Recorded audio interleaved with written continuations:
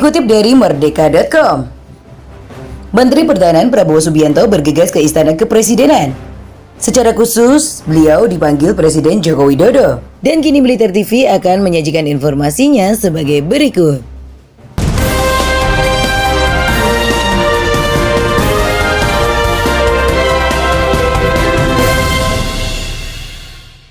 Dikutip dari Merdeka.com, Menteri Pertahanan Prabowo Subianto bergegas ke Istana Kepresidenan.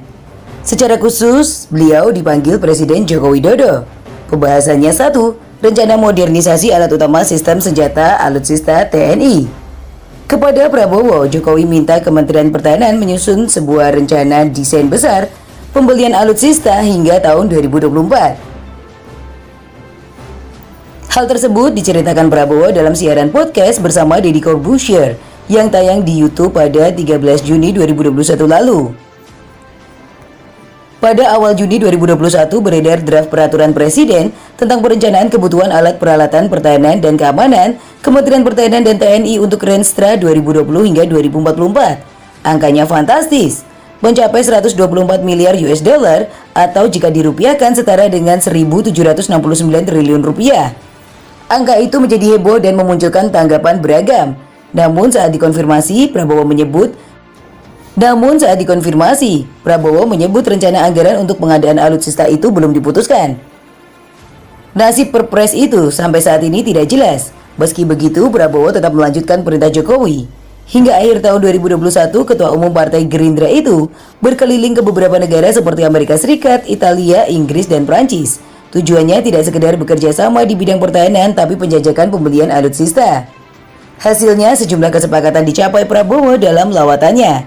Di Italia, Prabowo menaikkan kontrak pembelian 8 unit kapal fregat buatan galangan Italia, Fincantieri, pada Juni 2021. Kapal perang itu terdiri dari 6 unit fregat kelas Frame, dan 2 unit lagi merupakan fregat kelas Maestrale bekas Angkatan Laut Italia yang akan dimodernisasi.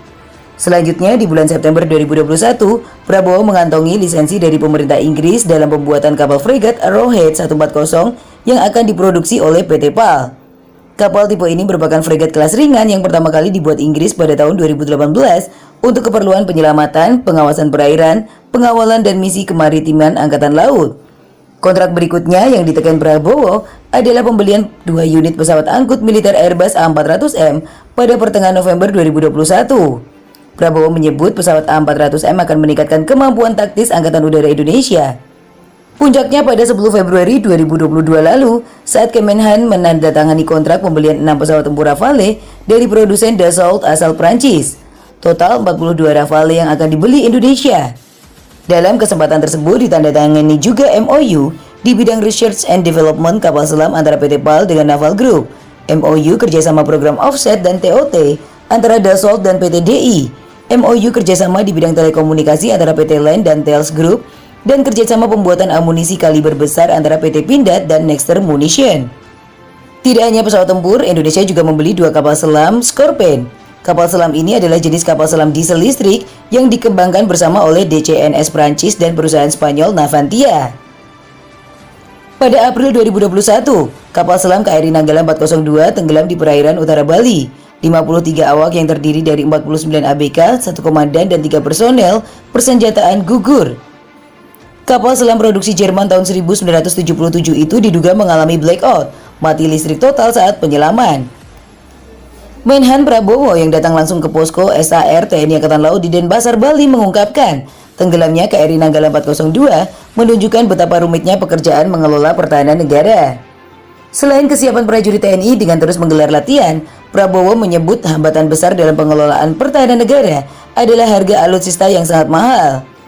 Prabowo mengatakan Presiden Jokowi sempat dilema harus mengutamakan pembangunan kesejahteraan atau menjaga pertahanan. Saat itu Prabowo mengatakan ke depan investasi untuk belanja alutsista akan lebih besar tapi tidak mempengaruhi usaha pembangunan kesejahteraan. Lantas berapa sebenarnya anggaran pertahanan Indonesia?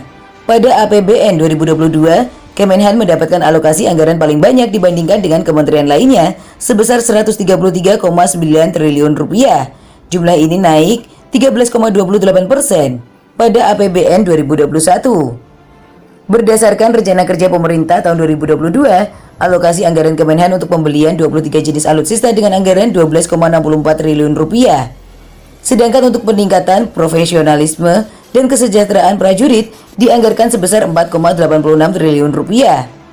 Sejak 2020, Kemenhan mendapatkan alokasi belanja yang cukup besar dengan rata-rata anggaran di atas 120 triliun rupiah.